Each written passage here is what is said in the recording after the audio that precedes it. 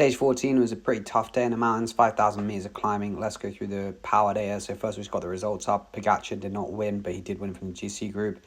We have Oscar Onley's power data, finished 2 minutes back, and we also have Johannesson, who finished 2:59. Obviously, that's the difference between like Pog is that minute, so it's 2 minutes and like 1 and a bit from Pog. So let's just go through Onley's. So Shimano power meter.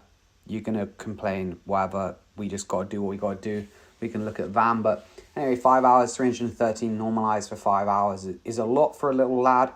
Yeah, around 62 kilos. So 5 hours, 5 watts per kilo normalized roughly. I always think what's interesting on these stages is actually how hard the flat parts are.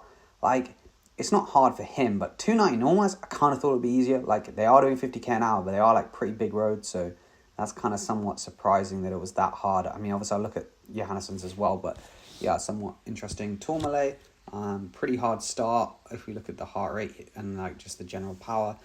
Started off first 10 minutes when Wellens was doing 1700 VAM, that's a lot, and then towards the end it was like tappa, like barely trying for this lad, 1400 VAM.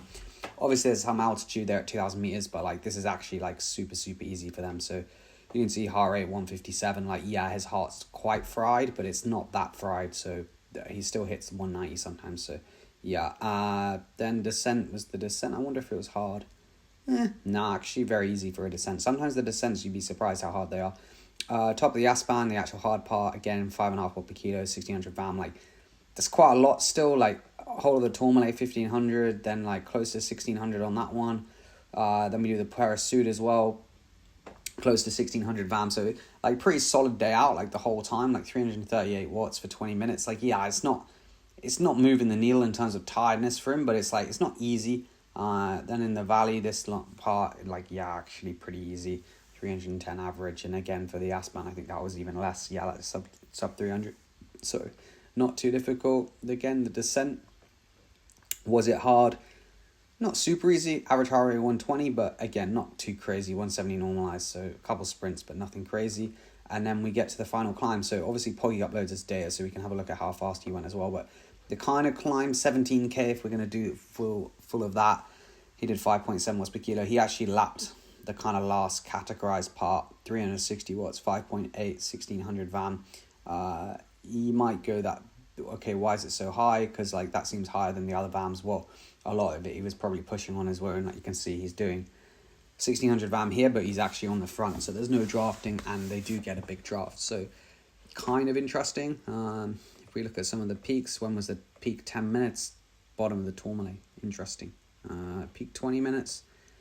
At the end. So yeah, pretty impressive. Like the peak 20 minutes over like 6 watts per kilo came after 4,000 kJs, which for him is like 35 kilojoules so per kilogram body weight, so pretty impressive. Next we'll go to Johannesson, so we can actually again have a look at this part here. His similar 290 normalized, so again, like it's not difficult, but it's not like super easy. He actually got in the break on the Tourmalet, so he did it a fair amount harder, almost 1600 VAM here.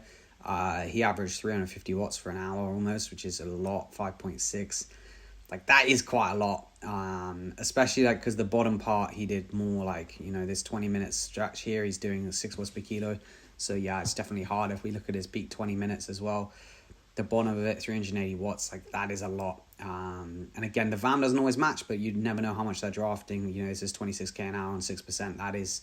That's seriously quick. So then he was in the break. Then on the Aspan, he's obviously hacking more wind. So he did 1500 VAM here, 5.5 watts per kilo.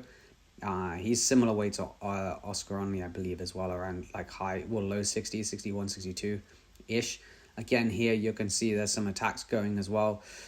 And 5.8 for 20, so a lot harder than Onley.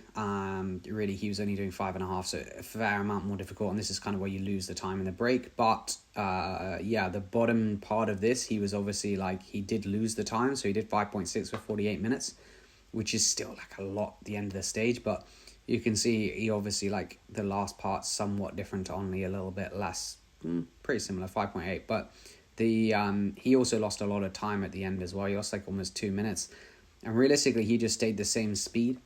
Like he did in fact 1600 VAM, and if you look at the end, he's doing basically the 1600 VAM. Like it is a bit steeper, so obviously that's easier for the VAM, but the power as well is the same. Like it's pretty pretty smooth. He averaged 3:58, and it's like the bottom half, yeah, it's a little bit less, but not much. So the reason I mentioned that is because if we look at Pog's file, obviously he did it in 33 minutes. He did it in 35:41, and Onley did it in our privacy zone classic, so we don't know. But yeah, I mean, if we look at this, it would be the segment where he did is 36 minutes. Obviously, you can see there's the privacy zone, which is why it doesn't show fully yet. But yeah, 36 minutes roughly. And why did Pog go so quick? Well, Pog did the first part, 1600 VAM.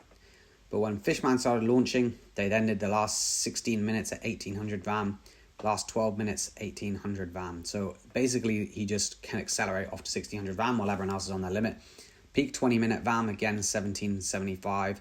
Peak 10-minute VAM, 1834. So all at the end of the stage. So this is really where, like, the difference between these guys is, like, they're all pretty similar, but then Pog can just ride like that so hard. And that's really where the difference is made, obviously, at the end of the stage. If you look at them fresh, they don't lose as much time. But just on this climb here, like, Pog's doing 15, he must just be, like, nose breathing. Like, this is so easy. And even this bit, like, the speed difference is just radical, like 1600 VAM, and in the last 10 minutes, like I said, 200 VAM more. So, like, that's 7% average. And then if we look at the last 10, it's like 8%, and he's going the same speed. So, pretty crazy. And so, yeah, that's kind of obviously the difference. He just has more in the tank at the end of the day. But it's a pretty solid day for everyone. Like, Johannesson was, 5,000 kj day, and again, he's not a big lad. Only again, 5,000 kj. His was a bit more, 208 watts average. So yeah, very impressive. And you can see they kind of just don't get tired. Like, they do, but not really. They can just ride like 1600 VAM, 5.6, 5.8 watts per kilo basically all day. And obviously the difference is Pog can do the big acceleration in the end because he's obviously a lot of time below threshold. But anyway, I hope you did enjoy this video. I should have some more videos hopefully coming up in the next week of the tour. And yeah, cheers for watching. I'll see you in the next one.